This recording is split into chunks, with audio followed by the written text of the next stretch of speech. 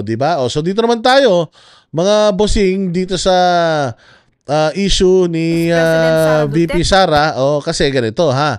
Si VP Sara ay binabanatan kaliwat kanan nitong mga buwaka ng inang mga congressman na ito na parang sabik na sabik ang mga hayop, sabik na sabik ang mga kupal na si VP Sara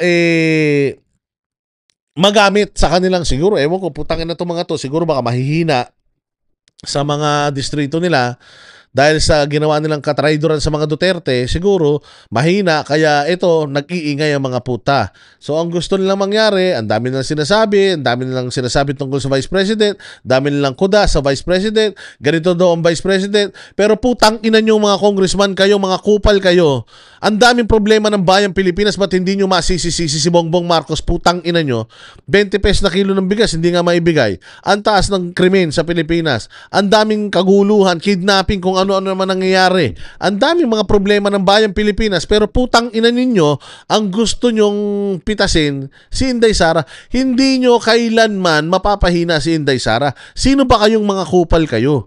Wala kayong silbi. Wala kayong ganap. Wala kayong lakas, putang ina ninyo. You are only being voted by a handful of people. Konting tao lang, ganito lang, katiting lang ang bumoto sa inyo. 32 million ang bumoto kay VP Sara Duterte. Ang trust rating ni VP Sara Duterte mas marami pa sa pinagsamang trust rating ng putang inang Romualdez nyo at saka ng kupal na si Bongbong Marcos. Tapos, magdadadakdak kayo mga putang ina nyo, wala kayong mga moral ascendancy. Hanggat liquidation by certification kayo mga putang ina nyo, wala kayong mukhang may haharap sa amin. Hanggat hindi nyo kayang ipakita kung saan nyo dinadala bawat sentimo ng pera na taong bayan na hinahawakan ninyo, wala kayong aso lang kayo sa amin. Hanggat hindi nyo kayang mag-liquidate ng inyong mga gastusin gamit ang tamang proseso, wala kayong karapatan na habulin si VP Sara doon sa liquidated naman niya na confidential funds, mga putang ina nyo. Ang kakapal ng mga mukha nyo, lalo ka na Ortega, lalo ka na Adjong, ang kakapal ng mga mukha ninyo. Sino kayo para humingi ng accountability, transparency, kung kayo mismo hindi kayo transparent? Kung kayo mismo hindi namin alam kung saan nyo dinadala pera. Kung kayo mismo sa congressman, hindi nyo pinupulis yung mga kapwa nyo kongresista na lintik kung makapamigay ng ayuda, akala mo pera nila. Sinisita nyo si VP Sara. Ano ba trabaho ni VP Sara? Ang trabaho ni VP Sara, maging presidente pag namatay si Bongbong, buhay pa eh. So sinisisi nyo si VP Sara dahil hindi siya nagsasalita sa China. Putang ina nyo pala, pinamigay si Pangulong Duterte sa Hague. Pilipino. Pinamigay. Sa ibang bansa, ibang lahi. Hindi nga kayo umiimik, mga kupal kayo eh. Tapos gusto nyo mag-react si Inday Sara sa China issue? Bakit? Hindi ba kaya ni Bongbong yan? Hindi ba kaya ni Browner? Hindi kaya ni Teodoro? Hindi ba nandiyan na sila? Itong magaling na si Tariela? Hindi ba nila kaya yan? Kung hindi nila kaya at gusto nyo si Inday na mag-manage, pababain nyo na si Bongbong, si Inday na gawin natin presidente. Di ba? Pero wag kayo mag-alala, Jong. Wag nyo masyadong madaliin. Because time will come. Inday Sara will be president. Putang ina ninyo, para na naman kayo mga basang aso na namamalimos. Antayin nyo lang, pag naging presidente si Inday, puta lahat yan, susolusyonan niya. But for now, she's not yet president. Putang ina nyo, yung problema ng Pilipinas, solusyonan nyo, mga kupal kayo. O ito, pakinggan natin, sasabihin ni VP Sara sa mga hinayupak na to. Walang karapatang magsalita tungkol sa dignidad at disente. Yan ang matinding banat ni Vice President Sara Duterte kina Representative Zia Alonto Adjong at Deputy Majority Leader Paulo Ortega na tinawag niya ring produkto ng warlordism. Si Jason Rubrico magbabalita. Hindi pinalampas ni Vice President Sara Duterte ang panawagan ni Lanao del Sur Representative Zia Alonto Adjong na itigil na niya ang umano'y shame campaign at ibalik ang disente, marangal at makataong diskurso sa politika.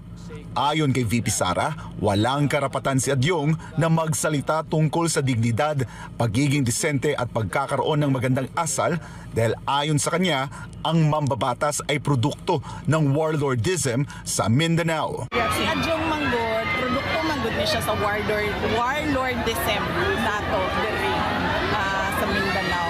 So, Patay tayo dyan. Alang hiya ka, Adyong. Apakayabang mo. Kung makasilip ka sa morals ng mga Duterte, putang ina ka, parang akala mo ikaw yung pinaka mabait na tao sa Mindanao, hayop ka. Produkto naman pala kayo ng warlordism. Ibig sabihin ng warlordism, mga bossing, silang may mga hawak ng kapangyarihan, buong angkan yan, magkakapamilya, dynasty yan, nagpapalit-palit lang, gamit ang mga private armies, mga armado. Oo, warlord. Ayan, 'di ba? Napapanood niyo naman sa pelikula siguro kung ano yung mga warlord, 'di ba? So, ganyan pala ang pinanggalingan mong kupal ka tapos kung makapagsalita. Kasabi ko nga sa inyo dito sa Pilipinas, napakaraming righteous person na putang ina, kung sino yung nagsasalita, siya pa yung pinakawalang reputasyon. Ang naninita sa pera na ginastos ni Inday Sara, ang naninita, putang ina, yung mga congressman na pag nag-liquidate ng kanilang budget through certification lang. Tingnan mo mga hayop, 'di ba? O ito naman, itong mga hayop na makakaliwa. Tinitingnan nila yung sinisilip nila at pumipiyok sila doon sa war on drugs. Pumipiyok sila doon sa mga namatay daw. Pero putang ina, tingnan mo ang ginagawa nila, nire-recruit nila yung mga estudyante sa kolehiyo. Dinodoktrinahan, binabali ang utak, lalagyan ng mga basura para magalit sa gobyerno at mag-armas, may pagbarilan sa mga sundalo at mamatay. At ang masaklap nito, miyembro pa sila noong organisasyon na umaambos sa mga pulis, sa mga sundalo, nang walang habas, kahit may peace talks. Pero putang ina, tinan mo, sila ngayon ang nagrereklamo sa mga Duterte sa war against humanities. Sila yung napakaraming war crimes, crime against humanities pala, yung kay Duterte. Sila yung pinakamaraming crime against humanity. Si Joma Sison, in-identify na sila na miyembro ng Kilusan. Napakaraming namatay nung panahon ni Joma Sison.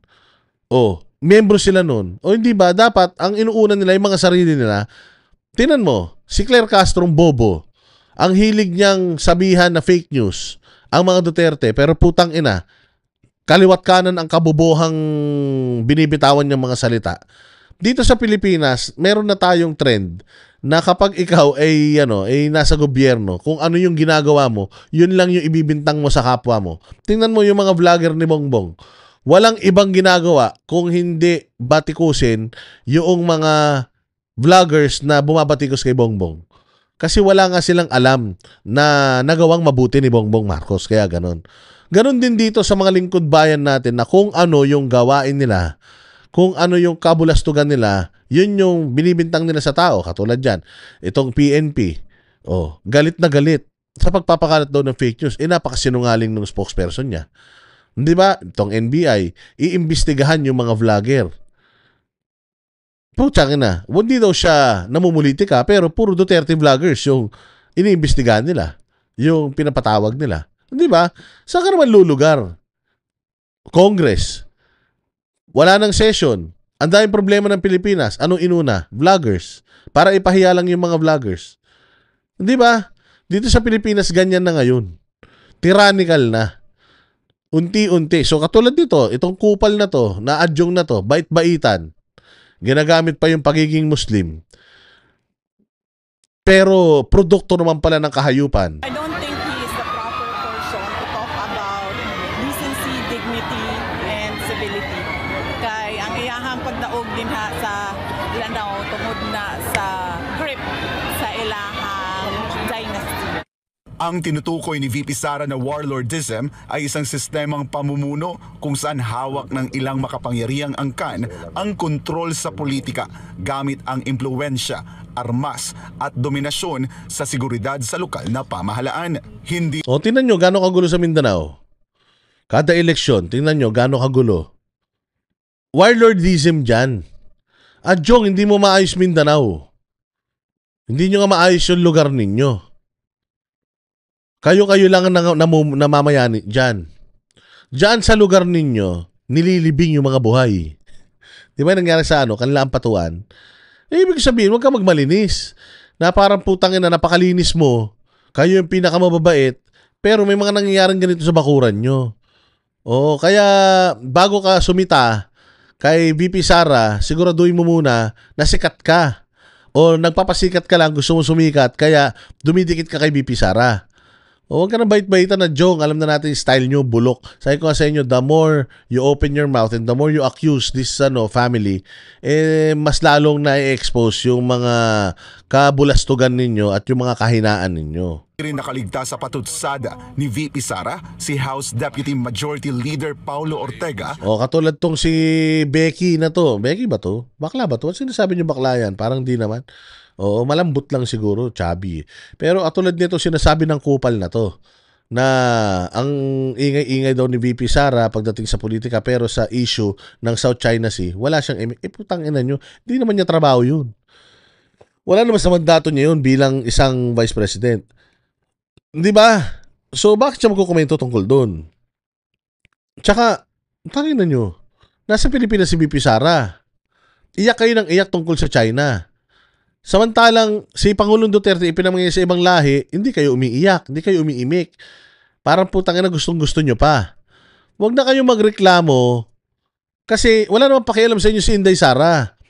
Una sa lahat, kung yung mga sinasabi ni Inday Sara walang latay, yung sinasabi ni VP Sara walang bilang, walang epekto, putang ina nyo, bakit putak kayo ng putak? Di ba? Sana pabayaan nyo lang. Kung wala naman palang silbi, sabi nga ni Claire Castro, walang basihan yung mga sinasabi ni Sara. Hindi nyo dapat pinapansin. Pero the fact na siya ang bukang bibig nyong mga kupal kayo, mantakin mo ang impeachment complaint nasa Senate na. It's up to the Senate whether i-impeach nila si VP Sara or not. Nasa kamay na nila yun. Tapos na yung propaganda nyo sa Congress. Tapos na yung papel nyo na, impeach nyo na, dapat nagtapos na kayo doon. Pero bakit hindi pa kayo humihinto? Kasi alam nyo na mahina yung impeachment complaint ninyo or yung articles of impeachment against VP Sara. Napakahina. Why? Kasi kung sisilipin kayo, di mas hamak na mas marami kayong kahayupan na ginawa sa pera ng taong bayan. Kaya putak kayo ng putak. Kahit na nasa Senate na yan, putak pa rin kayo ng putak. Gusto nyo kasing maging relevant, maging sikat. Because again, when VP Sara is president, hindi nyo na kayang gawin yan. At lahat ng mga kabulastugan ninyo, lulutang lahat yan. Kaya as much as you can, pati yung Senate, pinipilit nyong i-manipulate yung isip ng mga senador. Dahil sa mga statement nyo na ganyan, gusto nyong i-manipulate para i-impeach si VP Sara. Sorry mga sir. Again, you are being voted by a handful of people. These senators are being voted by the whole Philippines. Imagine kung gaano kahirap mangampanya sa buong Pilipinas nang galit sa iyo yung tao. Look at what happened to Alianza. Dahil sa ginawa ni Bongbong Marcos kay Duterte, hindi na sila makaikot, hindi na sila makapangampanya. Pupunta sila sa lugar, nagmamakawa yung mga LGU, sumigaw ng BBM, pero hindi na sumisigaw ang tao sa kanila. Ganun po kaimportante ang reputasyon sa mga national natin na mga representante natin sa Pilipinas. Kayo, kapiranggot lang kayo. Kahit na mananalo kayo, pero putangin ang kapangyarihan nyo, kapiranggot lang. Ang bumoto sa inyo, popularity ninyo, kapiranggot lang. Kung talagang magaling kayo, matalino kayo, tumakbo kayo senador. Kung kaya ninyo, hindi nyo kaya. Bakit? Kasi nga, hindi kayo kilala. At kaya, nakaangkla kayo kay VP Sara kasi gusto nyo sumikat, gusto nyo makilala. Matapos nitong questionin ang umano'y pananahimik ng Vice Presidente sa gitna ng mga illegal na aktibidad ng China sa Sandy Cay na bahagi ng West Philippine Sea. Kani si Kuan, isa po ni si Ortega, mura po ni siya og si Adyong. Produkto sa ano magpili Warlord. si Ortega, maupo rin siya si Adyong produkto sa warlordism dinhi sa ato ang nasod. So, angay niya nga mo-adapt po ko deafening silence kaya wa siya katungod mo abli sa iyang background. Sinagot din ng bise ang sinabi ni Ortega na tila mas aktibo daw siya sa pagbatiko sa mga kaalyado ng administrasyon kaysa sa pagtindig laban sa mga kilos ng China sa loob ng teritoryo ng Pilipinas. Kasi klaro naman Philippines atin yan, putang ina nyo, para kayo mga gago. You keep, even in the Senate, you asked us, is the Philippines ours? We said yes. I believe Inday Sara also understands that the Philippines is ours. Putang ina nyo, anong gusto nyo pa sabihin niya? Kailangan pa bang i-memorize yan? Hindi naman yan ang problema ng bayan natin Ang problema ng bayan natin, hindi naman China. Ang problema dito, yung 20 pesos na kilo ng bigas, hindi nyo may bigay. Yung krimen dito, sino bang gumagawa ng krimen dito? Kapwa Pilipino.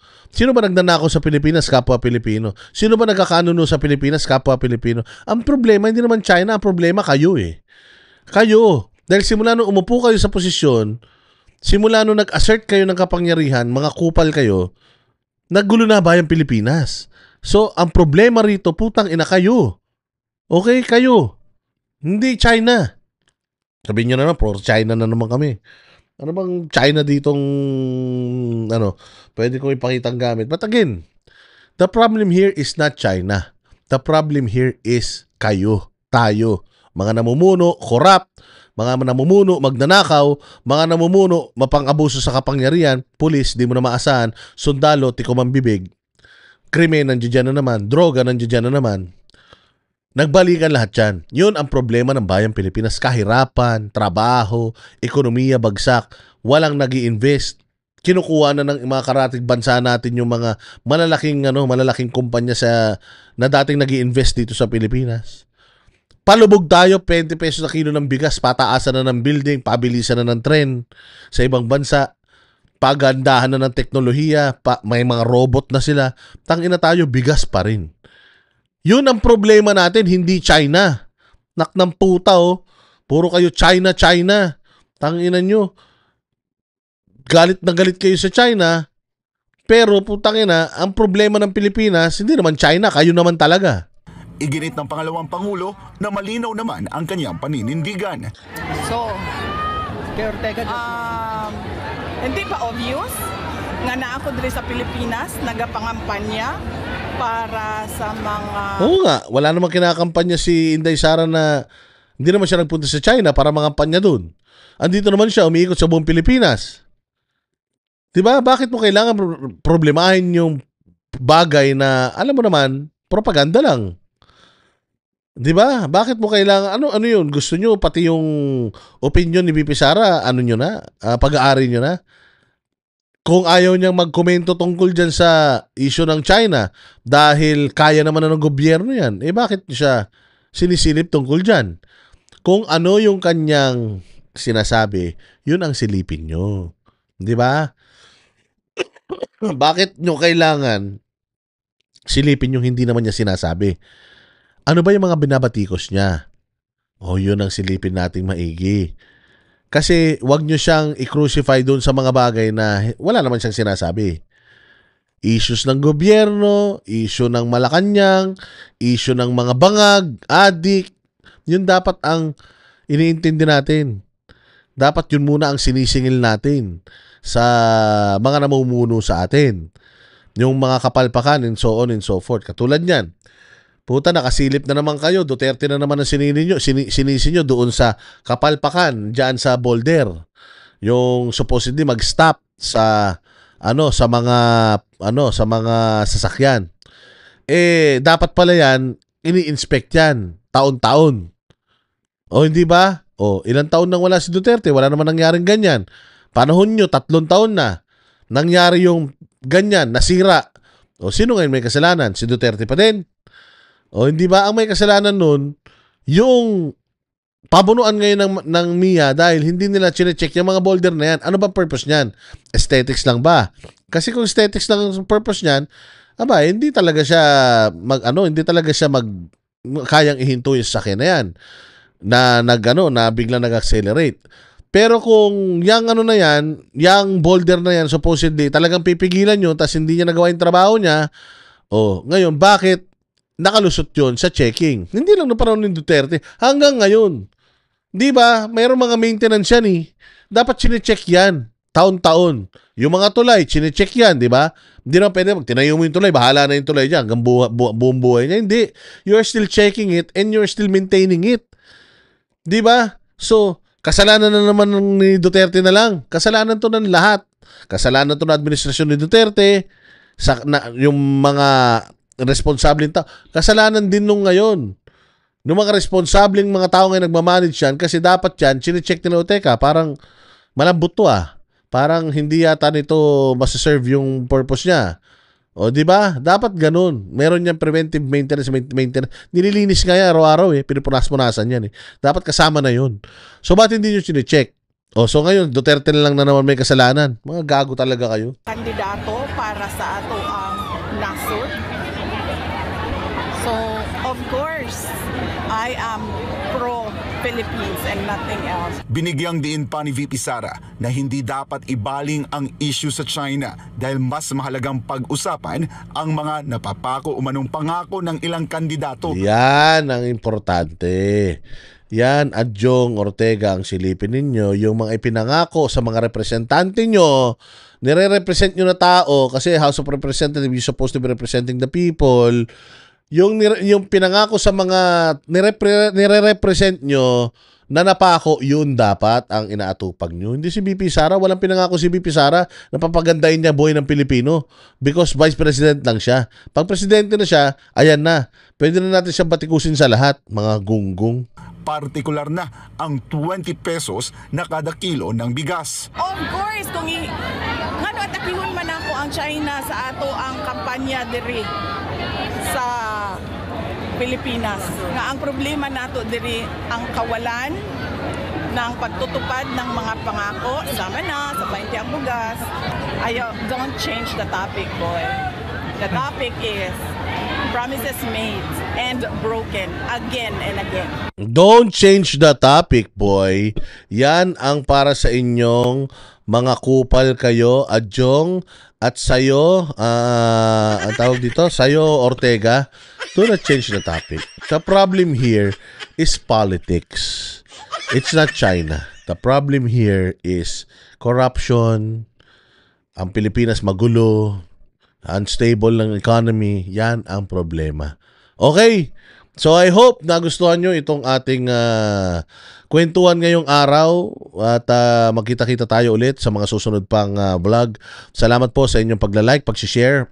Importante po sa lahat mag-like, mag-share, tsaka mag-comment. Binabasa natin yung mga comment na yan. And if ano pa yung kaya natin improve natin. Maraming salamat po sa inyo. Sa mga nagsusuper thanks, yung mga nagbibigay ng kanilang blessing dito, salamat po. Marami po ako nakikita na nanonood na hindi pa po nakasubscribe. Please subscribe po, like and share yung ating mga videos para makarating sa kinaukulan. At habang mainit-init pa ang mga bagay-bagay o habang tayo malaya pa, tayo maghahatid ng mga makabuluhan, sigang balita, walang kinatatakutan. Bahala sila sa buhay nila. Again, disclaimer lang, lahat ng yang mga pinagsasabi ko dyan ay personal na opinion ko lang. Wala akong pakialam sa pakiramdam nyo. Kung ayaw nyo yung sinasabi ko, putang ina nyo, huwag kayo manood. Kung ayaw nyo yung sinasabi ko, ayaw nyo mabatikos, huwag na kayong tumakbo sa politika. Maraming salamat po. Mabuhay kayo. God bless us all. Kami ang boses ng masa, hindi natatakot. Katotohanan lang, di kami nalulunod. Walang bahid ng sismis, lahat ay totoo. Kahit sino ka pa, pag mali ka babanatan ka. Walang pinipili kulay, wala kaming kinikilingan. Basta para sa bayan, kami lalaban. Pag tama palakpakan, pag mali banatan. Di matitinag, di matatakot, para sa bayan tuloy ang sigaw. ka, walang halong takot. Mga baluktot, lahat kayo'y tutumba. Ang hustisya at totoo, yun lang ang mahalaga. Kahit sinong harang, di kami matitinag. Walang pinipiling kulay, wala kaming kinikilingan. Basta para sa bayan, kami lalaban. Pag tama palakpakan, pag mali banatan, di matitinag, di matatakot. Para sa bayan, tuloy ang sigaw. Kung nasa tama ka, ikaw ay aming kasama. Pero pag mali ka, handa ka na bang mabasag? Banateros kami, walang inuunan. Dahil bayan muna, bago ang sarili.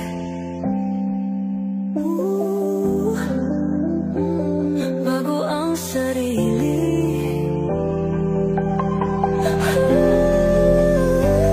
Pag tama palakpakan, pag mali banatan, banateros ang sigaw. Katotohanan ang laban.